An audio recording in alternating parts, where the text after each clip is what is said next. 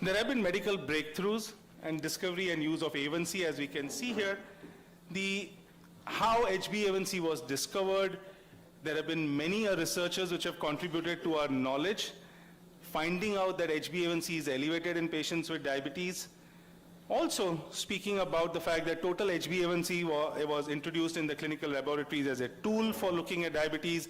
DCCT established HbA1c as a clinical endpoint. In 2010, HbA1c was validated as a diagnostic tool, and that was the final thing in terms of the advances of HbA1c. But let's get back to the basic and understand what is glycation. So glycation is a non-enzymatic reaction between reducing sugars and protein-bound amines. All proteins in the body, including hemoglobin, are subject to glycation. Attachment of a molecule of glucose to the amino acid chain of the protein. As per the IFCC working group, glycated hemoglobin is defined as hemoglobin that is irreversibly glycated at one or both N-terminal valine. This process is called the Maillard reaction. Initial phase of the Maillard reaction is still reversible, where it forms a Schiff base, and this is later on followed by a stable keto-amine linkage where it undergoes a Amadori rearrangement to form an irreversible bond. HbA1c is larger, believed to be convenient and a reproducible marker of glycemia. WHO did recommend that A1c more than 6.5 can be used for the diagnosis of type 2 diabetes, and we'll come to that a little later, why this 6.5 and what was the strength behind that. It did include the caveat though, that this is only if stringent quality assurance tests are in place. Assays are standardized to criteria aligned to international reference values, and there are no conditions present that preclude its accurate measurement. And I must assure you that this was with the earnest principles of looking at HbA1c. Again, hopefully there has been no controversy, as some may claim that HbA1c was used as a tool, for somebody to make money in the industry. However, what determines HbA1c? The routine peripheral blood A1c is based on 3 factors. The HbA1c in the reticulocytes when they are released from the bone marrow, the synthetic rate of HbA1c as RBCs become older, the function of the glucose concentration is getting attached to the protein in the hemoglobin. And finally, the mean age of RBCs in the circulation. So these are the 3 factors that your HbA1c depends on. Let's also understand the earlier old term glycated hemoglobin.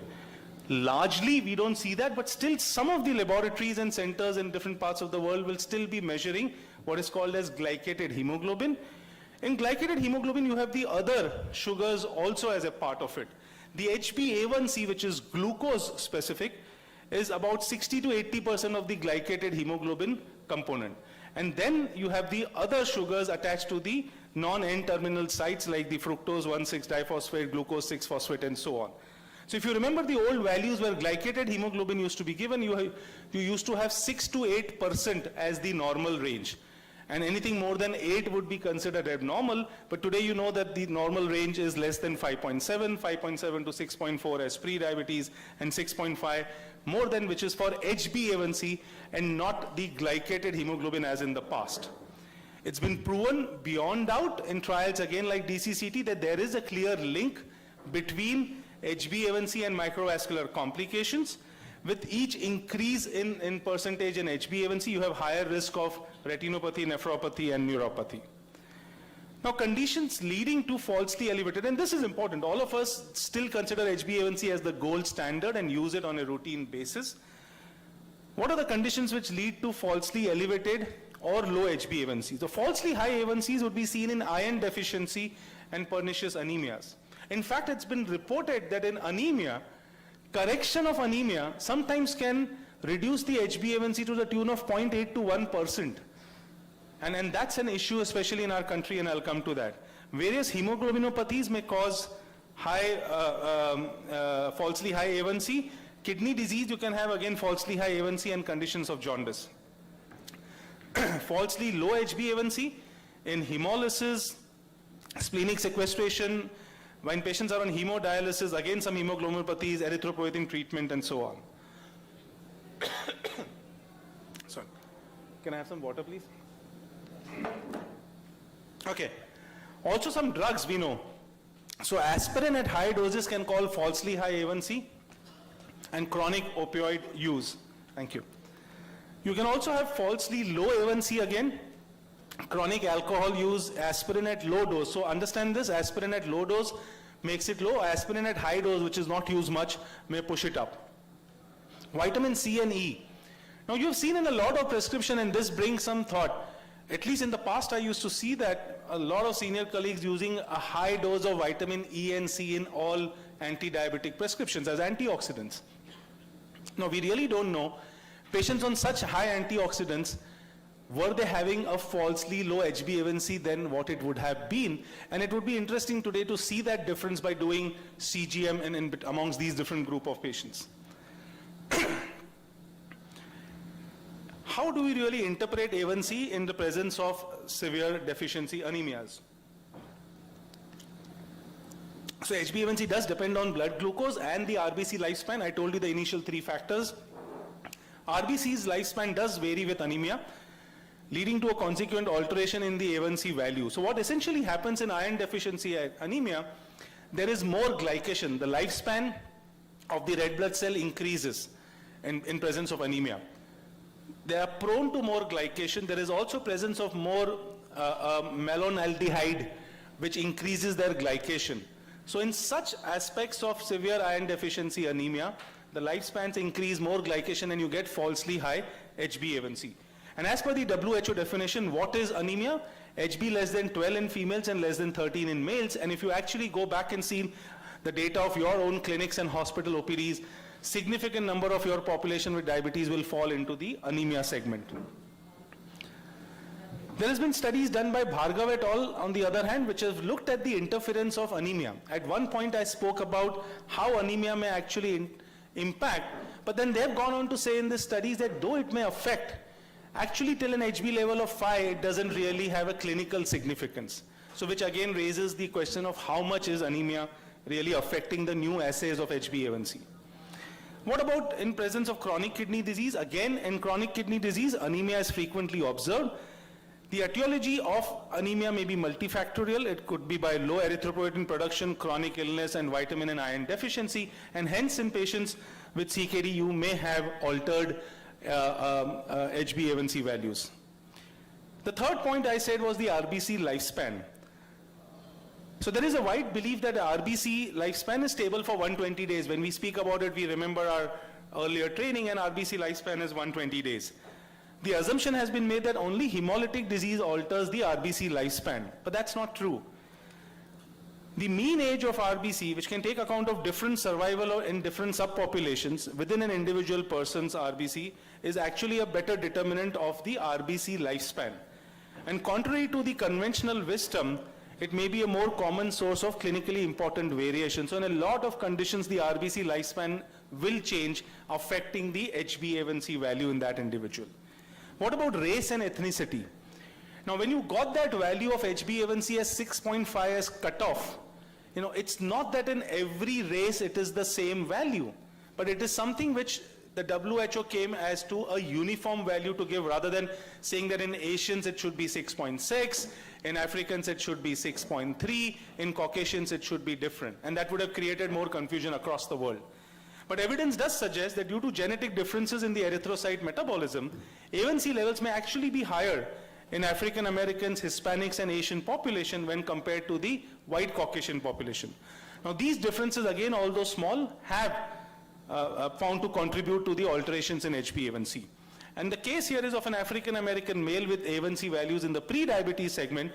The A1C was actually found to be overestimating the dysglycemia based on the normal glucose values. And it would be postulated that the patient who was predisposed to elevated A1C potentially because of the race and age, and both these factors will bring about and show false high A1C. So remember that an aging individual, and if an aging African American, you have an A1C of 6.7, you may not want to jump to conclusion and watch this patient more closely and monitor. Underestimation of dysglycemia. What may cause underestimation besides the earlier factors? Well, again, patients having HIV or having some lipodystrophies, you may see this false low HbA1c. Type 2 diabetes also may result from the HIV-related insulin resistance. However, in such an individual who was HIV positive and they detected diabetes, the argument was that the A1C the false low A1C could have been also associated with the use of antiretroviral drugs, the reverse nucleoside transcriptase inhibitors.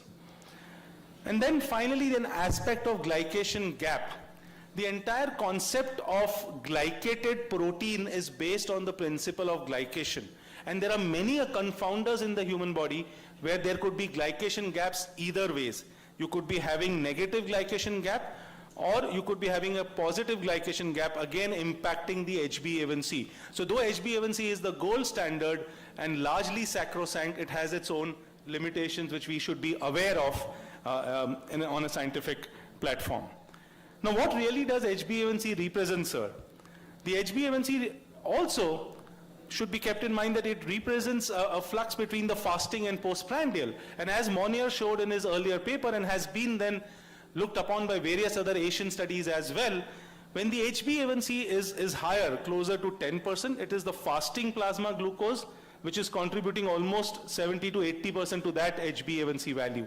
As the HbA1c starts coming closer to what may be considered as target, closer to 8, 7.57, it's predominantly the postprandial sugar which contributes to the HbA1c. So it's not something which is uniform.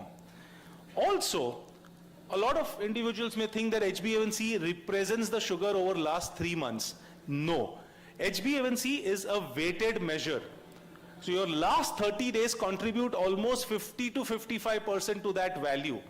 And the remaining 2 months contribute 50-55. Within that also there is data that the second month contributes almost 30%, the last month contributes 15 to 20%. So in a lot of clinical scenarios, when a clinician decides to do HbA1c for a patient in a 6-week period, if the patient can afford it, it's fine, because it is going to give you a value. If it's going to change, it's going to be significant time to pick up that change, whether positive or negative.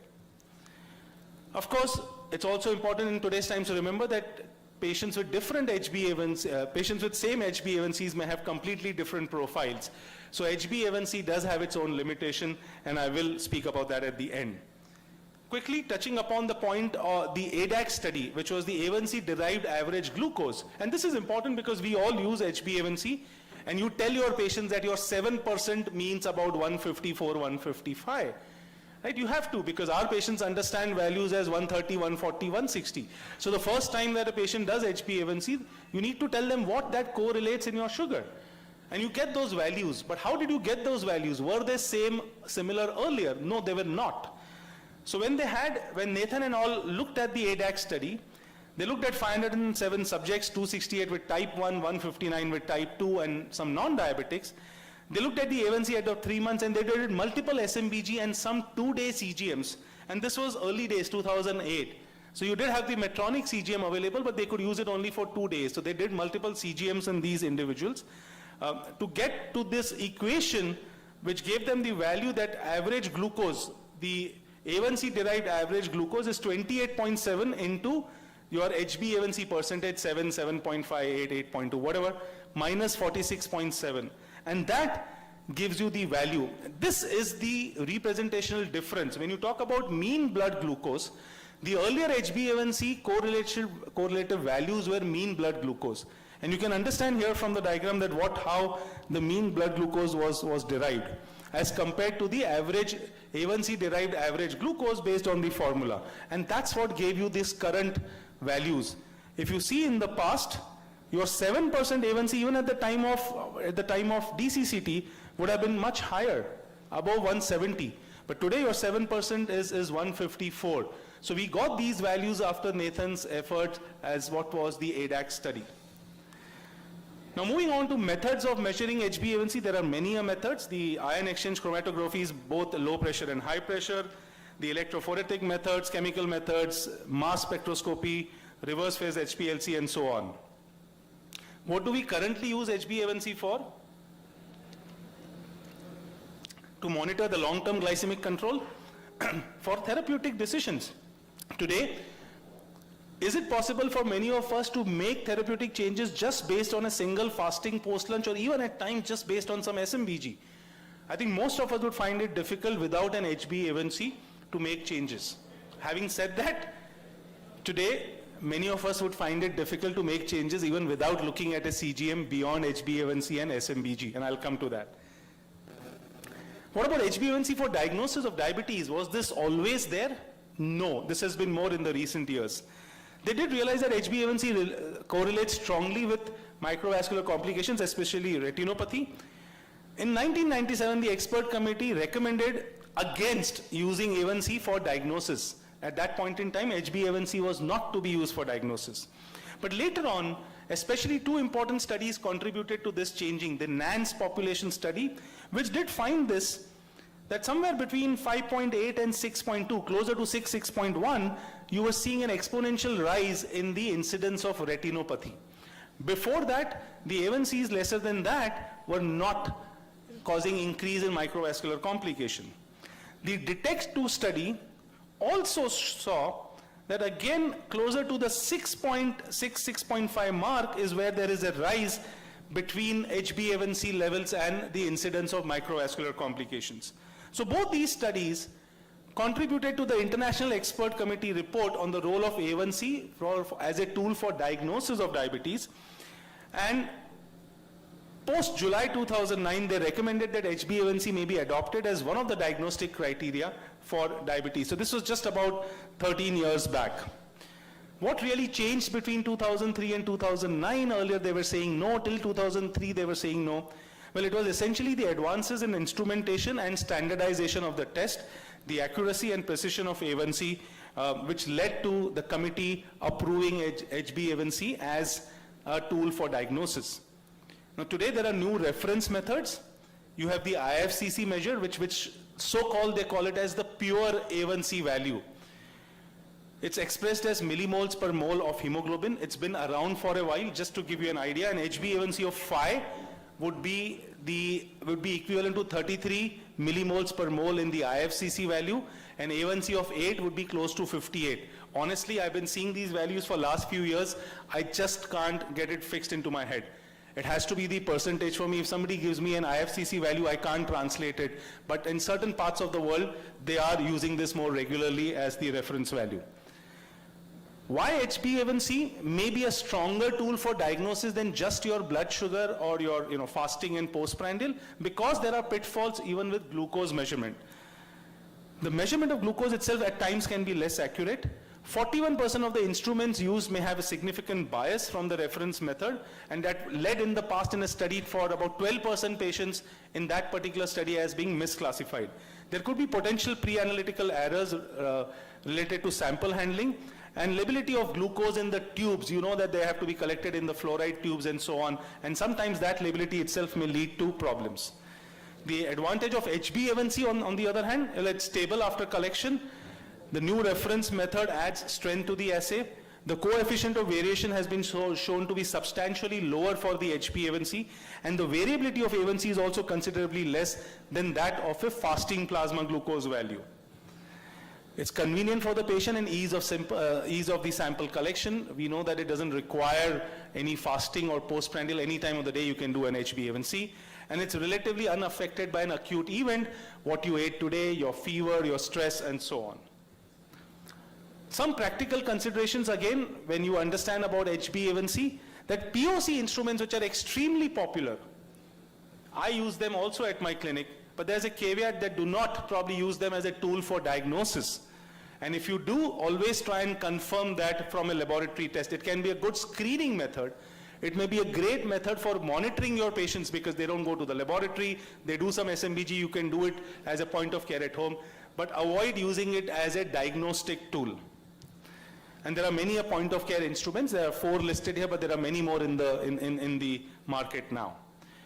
What about which would be the best method for HbA1c? And largely HbA1c should be considered the gold standard, though there are better methods which are used for research studies. The electrospray ionophoresis, which is right up there, and then the point of care is at the bottom in terms of its reproducibility and accuracy, but yet practically relevant. So the 2010 consensus statement on the worldwide standardization of HbA1c measurement, that HbA1c test results should be standardized worldwide. The IFCC reference system for A1c represents the only valid anchor to implement standardization, and hence that entire millimole per molecule, per millimole per mole drive.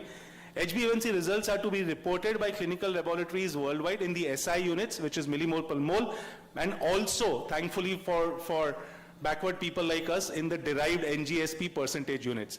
If they started reporting only in millimoles per mole, it will create more confusion in countries like ours and will lead to further stress for many. Now, there are, of course, daily fluctuations in the sugar, and we were talking about the earlier paper that patients with the same A1C may have different profiles. And that's true. There are a lot of fluctuations on a day-to-day basis. Will that impact HbA1c? Is there really the fact that two people with A1C 7 would be having the same profile? And look at the words of wisdom from Peacock way back in 1984. We weren't aware of CGM. CGM here in the bracket I have added. What was said then, back then in 1984, HbA1c and mean glucose corroborate abnormal glucose metabolism, but it requires self-monitoring to detect the location and magnitude of the abnormalities. I've of course added CGM because it's going to add a better picture. HbA1c and SMBG should be considered together. I will go on to say HbA1c and SMBG and CGM today should be considered together for the complete information. Finally, let me end by just showing, if the slide is clearly visible, I'm not sure, that this is an individual who's been seeing me at the clinic, and the HbA1c on respective visits was 7% and 6%. But at every visit, the individual sugar values would come high. 253, 279, 236, 261. But the HbA1c bang normal. What do you do when a patient comes to you with high individual readings and a normal HbA1c? You may think either the HbA1c is falsely low or is the sugar falsely high. How do you differentiate? So that is where again the strength of CGM comes in. For such an individual was subjected to CGM, showing us the profile that the patient sugars are genuinely high. Forget the estimated A1C, we know we don't have to rely on that. That this patient's HbA1c for some reason was coming falsely low all the time. This patient was one of those variants. But the patient's genuine sugars are on the higher side. You see the fasting, it's closer to 160, 170. You see the post-lunch, it is closer to 200, 220. So there would be times where the HbA1c and your individual readings would vary. A CGM would be the best means of picking this up. So with that, let me end and hand it back to the chairperson for any questions on this topic.